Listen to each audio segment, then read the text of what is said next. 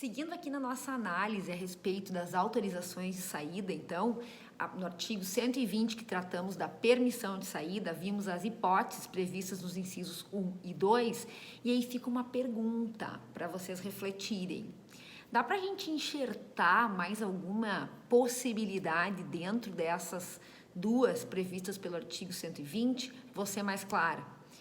O Craqueison tem um afilhadinho querido e amado que faleceu, vítima de uma bala perdida, né? Ou vítima de uma bala de uma facção rival, né? E aí o Craqueison pede para o diretor do estabelecimento prisional para ir se despedir do afilhadinho querido, né? Afinal de contas, não tinha nenhum filho, não tinha mais nenhum parente, todos já tinham sido mortos pelas facções, né? Na guerra do tráfico de drogas, e aí ele quer muito ir visitar o seu ente querido pela última vez, né, nos atos fúnebres, então, visitar o corpo, então, não me interpretem mal, mas a questão é, o Craqueison quer sair para ir no enterro do afilhadinho querido. Pode, não pode? O que vocês acham? Tá? A lei é bem clara, o artigo 120, inciso 1, fala doença grave ou falecimento do cônjuge, homem ou mulher, né, a pessoa, independente de quem seja, da opção sexual, isso não tem nada a ver, a companheira, né, o companheiro, quem quer que seja, ascendente, descendente ou irmão, tá? Então, afilhadinho tá fora, sobrinho tá fora, amigo íntimo tá fora, ficante tá fora, se não entrar dentro da descrição de companheiro ou companheira, tá?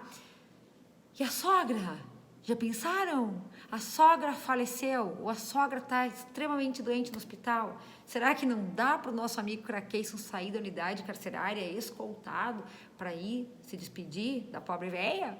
Desculpem a expressão aqui, né? Entendam como quiserem, tá? Até porque nem todas as sogras são assim tão velhas, né? Mas só para descontrair, mas a pergunta que ficou é essa. O que vocês me respondem, tá? Volto a dizer para vocês.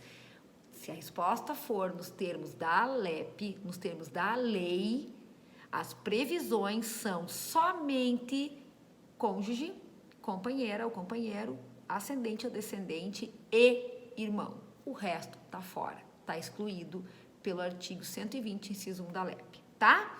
Então é isso, a gente tem essas duas possibilidades de permissão de saída. Já vimos que é o diretor do estabelecimento que concede, já vimos que é mediante escolta, já vimos que o preso tem que estar no regime fechado ou semiaberto e que a duração é a necessária para a finalidade da saída, né? O que eu quero perguntar para vocês e que eu gostaria que vocês pesquisassem, e não precisa ser nem para a aula que vem, mas que vocês fizessem uma reflexão a respeito e que a gente possa vir a conversar sobre isso em algum momento. A minha pergunta vocês acompanharam há não muito tempo a discussão que foi travada com relação ao ex-presidente Lula, que queria sair do estabelecimento prisional para visitar o sobrinho, se não me falha a memória, né? Aliás, não era o sobrinho, era o netinho, isso, né? Então, há previsão aqui, ó, falecimento ou doença grave do descendente, que vocês já sabem que neto está incluído aqui, né? A minha pergunta esse artigo 120 e 121 aqui, né? Essa permissão de saída é considerado um direito subjetivo do condenado provisório ou definitivo? Ele pode e deve ser cumprido sem nenhuma possibilidade do diretor do estabelecimento prisional não autorizar essa permissão de saída? O que vocês acham? O direito do preso fica sempre em primeiro lugar? Ele tem que ser escoltado e deve ser levado para qualquer enterro, para qualquer doença grave, qualquer hospital, qualquer local que o seu ente querido dentre esses 5 esteja? Reflitam um pouco sobre isso, façam as pesquisas de vocês e a gente volta a conversar mais sobre o tema, ok? Vamos partir para a análise da saída temporária. Saída temporária, então, é a segunda espécie do gênero autorizações de saída. E a saída temporária, ela teve uma alteração recente, a partir do advento do pacote anticrime, a Lei 13.964 de 2019, tá? Vamos ver, analisar onde está prevista a saída temporária a partir do artigo 122 da LEP, então, 123, 124 e 125. São esses os dispositivos que tratam da saída temporária, ok? A saída temporária, ela tem cabimento, de acordo com o artigo 122, vou fazer a leitura aqui para vocês, para, então, os condenados que cumprem pena em regime semiaberto, tá? Então, acompanhem aí pela LEP, pela Lei 72.10/84, acompanhem a leitura desse dispositivo. Os condenados que cumprem pena em regime semiaberto, aqui não tem previsão para fechado e nem para aberto, poderão obter autorização para saída temporária do estabelecimento sem vigilância direta nos seguintes casos. Então, percebam a diferença entre a permissão de saída e a saída temporária. Lá atrás cabia para preso na permissão de saída do regime fechado e do semiaberto. Aqui na saída temporária é só para preso do regime semiaberto. Lá atrás era com escolta, então na permissão de saída só mediante escolta. E aqui na saída temporária é sem vigilância direta, tá? Nos seguintes casos. Agora vamos analisar os casos que estão nos 3 incisos do artigo 122 da LEP. 1. Visita à família. 2. Frequência a curso supletivo profissionalizante, bem como instrução de 2º grau ou superior na comarca do juiz da execução. E terceira possibilidade, participação em atividades que concorram para o retorno ao convívio social, tá? Vou fazer uma criticazinha aqui, rapidinha, a respeito disso. O pacote anticrime alterou a saída temporária e perdeu a chance, aqui na minha opinião, de ter modificado esse inciso 2, quando fala em curso supletivo, instrução de 2º grau, né? Não existe mais nem curso supletivo e nem instrução do 2º grau. Então, poderia o pacote anticrime ter atualizado aí, a LEP ter colocado o vocabulário atualizado aos nossos tempos, né? Mas a gente entende que o supletivo seria, então, o ensino para jovens e adultos, chamado EJA, né? E instrução de 2º grau, então, é o nosso ensino médio, tá? Pode sair, então, para fazer esses cursos, desde que na comarca do juiz da execução, ok? Pode visitar a família? Também pode. E pode participar de quaisquer atividades que se entenda que concorra para o convívio, bom retorno ao convívio social, ok? Como vocês podem imaginar, as hipóteses, as 3 hipóteses, elas não são tão urgentes como ocorre no artigo 120, que fala da permissão de saída. Então, lá na permissão de saída, era o diretor do estabelecimento prisional que autorizava. Aqui na saída temporária, a LEP vai nos dizer que quem autoriza as saídas temporárias é o juiz da VEC. Então, isso está no artigo 123, que diz o seguinte: a autorização será concedida por ato motivado do juiz da VEC, do juiz da execução, ouvidos o Ministério Público e a administração penitenciária, e dependerá da satisfação dos seguintes requisitos. Por que aqui é o juiz da VEC que vai autorizar? Porque como não é ato urgente, não é nada que seja em regime de urgência, e como os 3 incisos que a gente acabou de tratar são bem amplos, né? Participação em atividades que concorram para o retorno ao convívio social. Isso tem que ser obrigatoriamente analisado pelo juiz da VEC, tá? Então, as coisas têm lógica dentro da LEP, não é assim simplesmente porque o legislador entendeu de pôr que aqui na saída temporária é o juiz da VEC e lá na permissão de saída é o diretor do estabelecimento, né? Há uma lógica nessa forma de submissão desses benefícios aí ao segregado, tá? Bom, vimos as 3 hipóteses, então, no 122, vamos trabalhar com os demais regramentos previstos. Primeiro parágrafo do artigo 122 vai dizer o seguinte: a ausência de vigilância direta, ou seja, a ausência de escolta, não impede a utilização de equipamento de monitoração eletrônica pelo condenado, quando assim determinar o juízo da execução, o juiz da VEC, tá? Esse parágrafo entrou em vigor com a lei o pacote anticrime, a lei 13.964, tá? Então, vocês já ficam sabendo que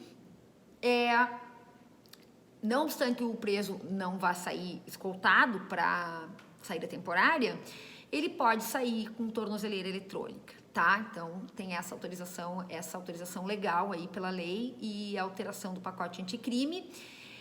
Tem um parágrafo 2º aqui também nesse artigo que diz: não terá direito à saída temporária, que se refere ao caput, o condenado que cumpre pena por praticar crime hediondo com resultado morte. Aqui sim é de extrema importância e relevância isso, tá?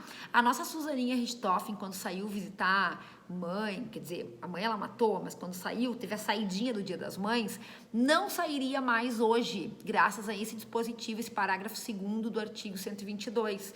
Então, não terá direito à saída temporária, que se refere ao caput, essa que a gente está trabalhando, o condenado que cumpre pena por praticar crime hediondo com resultado morte. Querem saber quais são os crimes hediondos com resultado morte?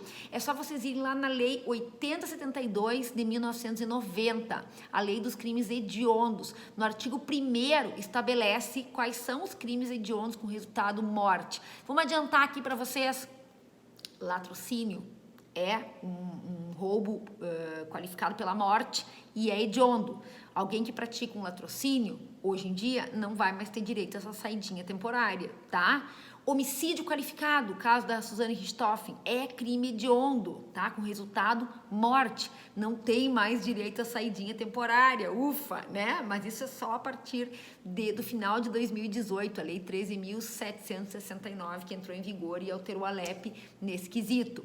Outro crime, extorsão mediante sequestro que resulta a morte da vítima sequestrada, também é crime hediondo e não possibilita mais a saída temporária, tá? Epidemia com resultado morte, também causador desse crime, que é crime hediondo, não tem direito à nossa saída temporária, tá? Acho que foi muito bem o legislador quando fez essa autorização. A gente não entende como que pessoas que praticam crimes hediondos com resultado morte podiam sair por aí, fazer visita à família, frequentar cursinho, fazer ensino superior, ensino médio, ou outras atividades aí que concorram para o bom retorno ao convívio social. Isso revoltava a população. Na minha opinião, veio bem o legislador aqui quando estabeleceu que não é possível essa saída temporária, tá? Fora os condenados por crime hediondo com resultado morte, os demais podem sair temporariamente e nós vamos estabelecer os demais requisitos legais. Só uma observação bem importante para vocês todos, tá? A lei disse que não tem direito à saída temporária os condenados, então, ou presos provisórios, que tiverem cometido crime hediondo com resultado morte. Só que a lei esqueceu, seja de propósito, seja por esquecimento mesmo do legislador, dos equiparados a hediondo. A gente tem vários crimes hediondos dispostos taxativamente no rol do artigo 1º da Lei 8072 e 90, que é a Lei dos Crimes Hediondos, e a Lei dos Crimes Hediondos equipara a hediondos outros 3 crimes, que a gente chama dos 3 T's: tortura, tráfico de drogas e terrorismo. Tá? Existe a possibilidade, tráfico de drogas não é um crime com violência, a pessoa que gere morte, tá? Mas terrorismo pode ser, e em especial a tortura. Crime de tortura com resultado morte é um crime equiparado a hediondo. A gente pode incluir aqui como aquele torturador que tem acabado por matar a vítima num crime de tortura qualificada pela morte. Esse torturador fica sem direito à saída temporária? O que vocês acham? Pela lógica, assim, se a gente fosse pensar, ficaria. Mas a gente pode fazer uma analogia em malam partem da lei penal ou da lei de execução penal? Não. Então, o legislador errou de propósito ou esqueceu, acredito que tenha sido um esquecimento mesmo dos equiparados a hediondo, mas por conta desse esquecimento, então, aquele que for condenado provisório ou definitivo por tortura qualificada pelo resultado morte, não vai ficar sem o direito à saída temporária, pelo menos enquanto o legislador não for ali consertar a LEP aí no seu esquecimento. Entenderam? Vamos lá. Essa autorização aí, então, essa saída temporária, ela é autorizada pelo juiz da VEC, que vai ouvir o MP, e a própria administração penitenciária, e ela tem, para poder ser concedida pelo juiz da VEC, tem que ter, então, 3 requisitos que estão dispostos no artigo 123 da LEP, tá? Quais são eles? 1, comportamento adequado. Se o preso quiser dar uma saidinha, visitar a família, ele vai ter que ter bom comportamento, né? Esse é o primeiro requisito. Segundo requisito, tem que obrigatoriamente ter cumprido, no mínimo, 1/6 da pena se for primário ou 1/4 da pena se for reincidente, tá? Atenção para essas duas frações de pena aqui. 1/6 se for primário, 1/4 se for reincidente, para sair na saída temporária, tá, pessoal? Terceiro e último requisito: compatibilidade do benefício com os objetivos da pena. Esse requisito, ele vai ao encontro da própria hipótese legal prevista no 122, inciso 3º. O que dizia o 122, inciso 3º? Que cabe a saída temporária para participação em atividades que concorram para o retorno ao convívio social, tá? Então, se são atividades que concorrem para um bom retorno ao convívio social, é evidente que isso é compatível com os objetivos da pena, né? Que é justamente a ressocialização do delinquente, tá? Então, esses 3 requisitos aí do 123 têm que ser analisados de forma cumulativa para poder ser autorizada, então, essa saída temporária do regime semi-aberto, tá? O artigo 124 vai dizer que essa autorização, essa saída temporária, essa autorização, então, será concedida pelo juiz da VEC por prazo não superior a 7 dias, podendo ser renovada por mais, atenção, mais 4 vezes durante o ano. Então, atenção, o preso pode sair até 5 vezes do regime semiaberto, tá? Durante o ano. 5 vezes 7 dias, 35. O que a gente conclui? O nosso preso do semiaberto tem 35 dias de férias por ano. Legal, né? É isso aí mesmo, tá? Até, obviamente, 35 dias, tá? O parágrafo 1º desse 124 vai dizer: nós, pobres mortais, só temos 30, só para lembrar, tá? O preso pode sair, então, 35 dias do regime semiaberto para fazer aquelas 3 coisas que a gente acabou de falar. 3, visitar a família, frequentar cursinho, ensino superior, ensino médio, né, na comarca do juiz da execução, ou participar de quaisquer atividades que o juiz da VEC entenda que contribua para o retorno ao convívio social, tá? Ah, mas que atividades seriam essas? Ah, vamos supor que está no semiaberto, frequentando o curso de Direito da URI, né? Não, pode ir num congresso, pode ir num encontro, né, em algo que tenha a ver com o estudo, se o juiz da VEC entender que isso concorre para o retorno ao convívio social, sim. Né? Pode ir no encontro da pastoral, não sei o quê, né, se o juiz entender que sim, ok. Agora, pode ir no encontro dos funkeiros do bairro, não sei o quê, bom, aí o juiz da VEC que vai ter que dizer se isso é interessante para o retorno ao convívio social ou não, né, fica a critério do juiz da VEC. E vamos trabalhar aqui, então, com o parágrafo 1º do 124. Ao conceder a saída temporária, o juiz imporá ao beneficiário as seguintes condições, entre outras que entender compatíveis com as circunstâncias do caso e a situação pessoal do condenado. 1. Fornecimento do endereço onde reside a família a ser visitada ou onde poderá ser encontrado durante o gozo do benefício. Então, é evidente que o beneficiário tem que dizer aonde que ele vai estar, aonde que ele vai ser encontrado, né? Para não acontecer que nem a Suzaninha Richthofen, que deu o endereço numa farmácia, vocês se lembram?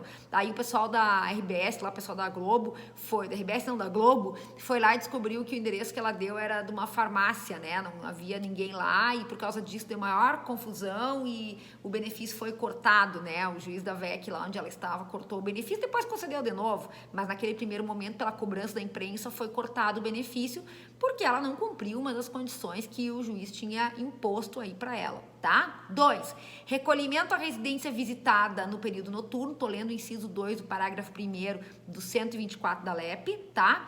Tem que se recolher de noite a residência visitada, então tu vai visitar a família, tu não vai poder sair de noite para ir num baile funk, né? Se tu estava visitando a família, tu tem que se recolher à residência da família, que é no endereço que você forneceu durante a noite.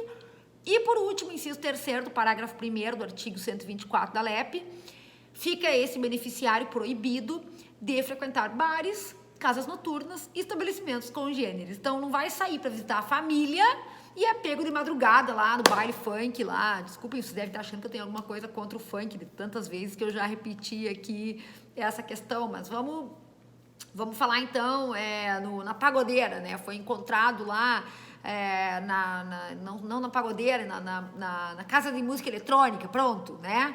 Nenhum desses lugares é permitido que o segregado que vai para a saída temporária possa frequentar, tá? Inciso 3º do parágrafo 1º do 124 da LEP.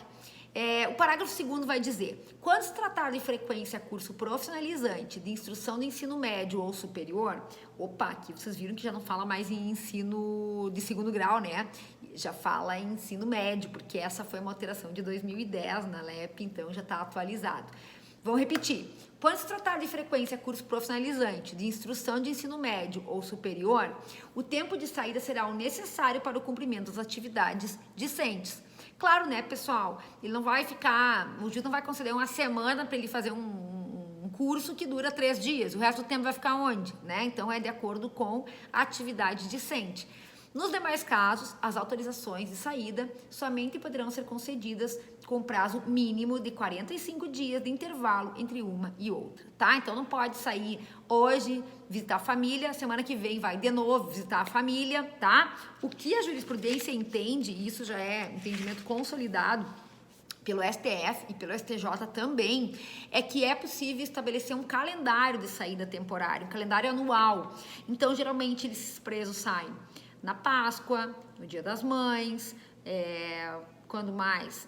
No Dia das Crianças, no feriado de 7 de setembro, no Natal, né? Ou então em algum outro feriado que exista, ou de alguma outra possibilidade que o juiz, algum feriadão que o juiz entenda que é conveniente. Mas há então esse entendimento dos tribunais superiores de que é sim possível o juiz da VEC estabelecer um calendário anual, tá? Isso é entendimento do STF, anotem aí quem tiver interesse, habeas corpus número 130.502, vou repetir, habeas corpus número 130.502, a favor do calendário anual pelo STF, e além disso, o RESP, recurso especial do STJ, número 1544036, vou repetir, RESP número 1544036, tá? Entendimento do STJ de que é possível sim a adoção de um calendário anual para essas saídas temporárias.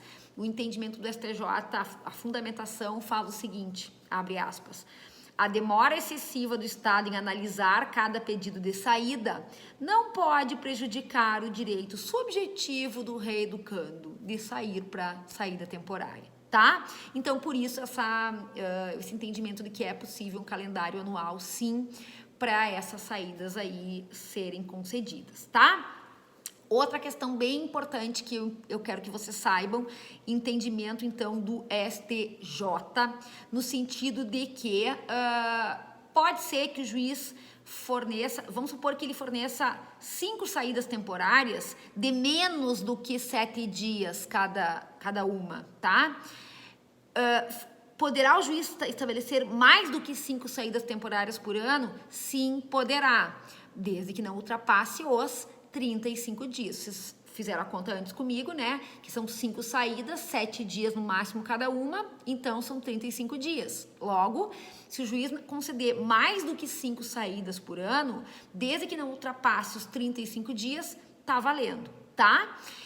Outra questão importante, tem que ter entre essas saídas que a LEP estabelece, as 5, um intervalo entre uma e outra de no mínimo 45 dias. Tá? Agora, se forem mais saídas, mais do que as 5 com menor prazo de 7 dias, o STJ não exige esse intervalo aí de 45 dias entre uma e outra. Entenderam? Vou repetir.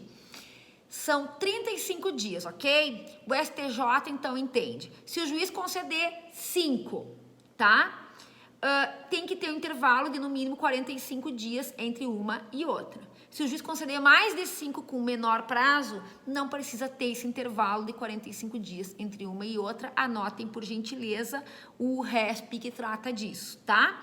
Recurso especial do STJ, número é o mesmo de antes, 1544036. 1544036 é o recurso especial que trata também dessa questão no mesmo recurso especial, tá? Isso, pessoal, ainda temos mais uma questão aqui para trabalhar com vocês, que é o artigo 125, o último artigo que trata, então, da saída temporária na LEP, que diz o seguinte: o benefício será automaticamente revogado quando o condenado, 1. Praticar fato definido como crime doloso, for punido por falta grave, desatender as condições impostas na autorização ou revelar baixo grau de aproveitamento do curso que estiver realizando, tá? Então, são essas possibilidades de revogação. Parágrafo único diz o seguinte: a recuperação do direito à saída temporária dependerá da absolvição no processo penal, do cancelamento da punição disciplinar ou, e aí vem uma abertura, da demonstração do merecimento do condenado. Então, vejam bem. Se o sujeito praticou novo fato definido como crime doloso enquanto ele estava na saída temporária, o juiz revoga o benefício, tá? Se o sujeito for punido por falta grave enquanto ele está na saída temporária, o juiz revoga o benefício. Se o sujeito desatender as condições impostas pelo juiz da VEC para ele poder sair na saída temporária, o juiz revoga o benefício. Vamos dar um exemplo a Suzane Richthofen, que não deu lá o endereço, né? Olha aqui, ó, o parágrafo 1º do 124 da LEP nos diz: fornecer o endereço onde reside a família. Ela não deu o endereço correto. Qual foi a consequência? Artigo 125, revogação do benefício, tá? Agora, o parágrafo único, ele dá uma brecha enorme para o juiz da VEC conceder novamente esse benefício para o segregado. Por quê? Porque ele diz que ele recupera o benefício, então, o segregado, se ele for absolvido pela aquela prática do fato criminoso a ele imputado, crime doloso a ele imputado, se for cancelada a sanção disciplinar proveniente da falta grave, ou, última hipótese, houver a demonstração do merecimento do condenado. Isso é muito subjetivo, isso vai ser analisado pelo juiz da VEC e vai importar muito para isso a questão do comportamento adequado, que está ali no 123 da LEP, inciso 1, como requisito, então, para concessão da saída temporária, tá? Foi isso que aconteceu com a Suzane, volto a dizer, se fosse hoje, ela não mais sairia, tá? Porque hoje a LEP foi alterada e hoje não tem mais direito à saída temporária aqueles presos provisórios ou condenados que estiverem lá por conta de crimes hediondos, mas não é qualquer crime hediondo, é crime hediondo com resultado morte, tá? Eu peço que vocês deem uma olhadinha no artigo 1º da Lei 8072 de 90, tá? Que é a lei dos crimes hediondos, e aí vocês vão ver lá com calma, então, todos os crimes hediondos taxativamente dispostos, cujo resultado morte impede aqui a concessão desse benefício. Ok? Com isso encerramos mais esse assunto e nos vemos em seguida.